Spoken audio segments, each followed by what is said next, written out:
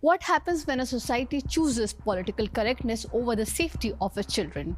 What happens when warnings are ignored, complaints are buried, families are dismissed, and organized criminal networks continue to prey on young girls for years? Today, Britain is once again being forced to confront these uncomfortable questions.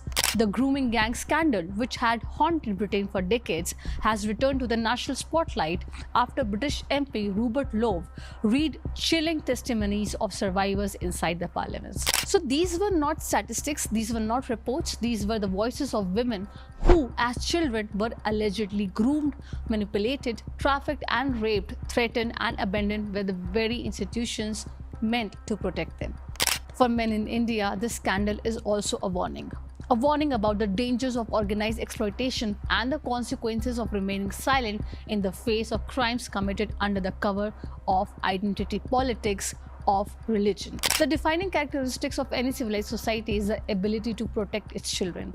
Children do not understand politics, they do not understand religion, they do not see caste or race, they trust those who show them affection and care. According to these survivors' testimonies presented in the British Parliament, that trust was weaponized against them. Young girls were lured with gifts, attention, friendship, and promises of love by these men. What began as affection soon became a trap from which many could not escape. Many victims said that they were too young to even understand what was happening to them. By the time they realized the reality of their situation, they had already become trapped in a cycle of exploitation, violence, intimidation, and psychological control. And perhaps the most disturbing part of these testimonies is that many of these girls repeatedly tried to seek help, but their cries often went unheard. As Rupert began reading these testimonies inside Parliament of Britain, it was once again forced to confront a painful truth. These were not isolated incidents, as we always say that when they happen in India as well. These were organized crimes that continued for years while democracy failed to act decisively against this grooming jihad. Many survivors described how they were made to feel completely helpless. Some were threatened that if they spoke out, their families would be killed. Others were told that nobody would believe them. Many continue to suffer from depression, trauma, anxiety, and psychological scars even decades later. Some spent years moving between hospitals, rehabilitation centers, and counseling facilities, trying to rebuild lives that had been shattered during their childhood. One of the most controversial aspects of this testimony is concern involving race, religion, identity, and we all know what we are talking about. Several victims claim that their abusers repeatedly used religion and racial insults during the abuse. According to the testimonies, victims were told that white Christian girls had no value and that Muslim girls were superiors. Some survivors stated that religion and cultural identity were deliberately weaponized to humiliate them psychologically and justify the crimes being committed against them. These allegations have reignited a debate that Britain had struggled to confront for years. Did concerns about religion and community relations prevent authorities from acting earlier? Did political sensitivities came at the cost of children's safety? These are the questions many Britons are asking today. The testimonies themselves are horrifying. One victim had even said that over a period of 3 years, she was raped between 600 to 700 individuals. Another described children being taken up from outside care homes and drawn into a network of exploitation. For some survivors, festivals such as Eid became symbols not of celebration but of fear. One victim even said that during such occasion, large gathering would be organized, more people would attend and more girls would be brought in for exploitation. Another survivor who came from a Christian family recounted how even her faith had become a target. She described being mocked and taunted during the abuse. She was asked, "Where is your God now? Has your God abandoned you?" These were among the questions she says were directed at her.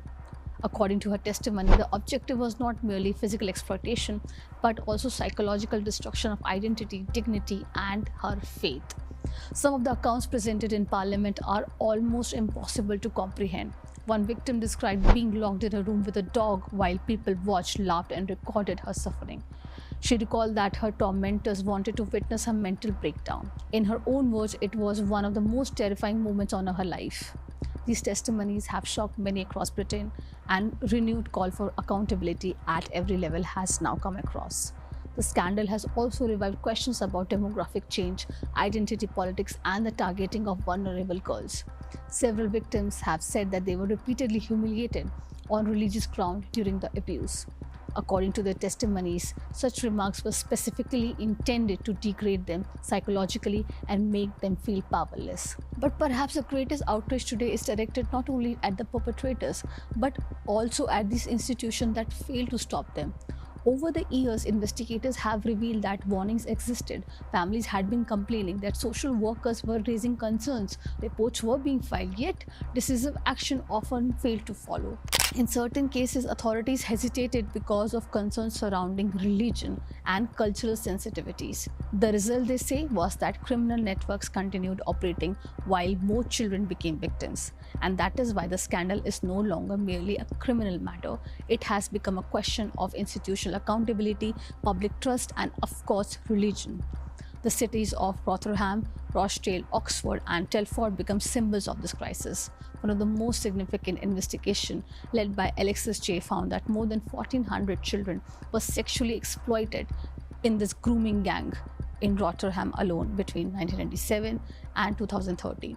The report sent shockwaves throughout the Britain. The obvious question was, how could something of this magnitude continue for so long without effective intervention?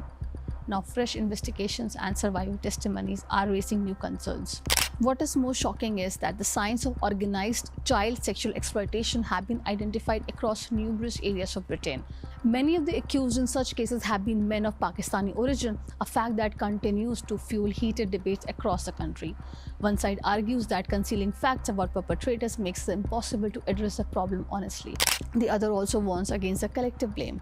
But what nobody disputes the suffering endured by the victim. For many in India, the British experience carries another warning. But this is what is happening in India as well, whether it is grooming jihad or love jihad. Organized network target non-Muslim girls through deception, emotional manipulation, and exploitation. Whether one agrees with the comparison or not, the central question remains the same. What happens when society refuses to listen to victims because acknowledging the truth is politically inconvenient? Today's survivors are demanding more than sympathy. They want justice, accountability, and above all, they want assurance that no child will ever face or forced to endure what they had endured. As Rupert Lowe told Parliament, the time for speeches has passed, the time for action has arrived. Thank you so much for watching.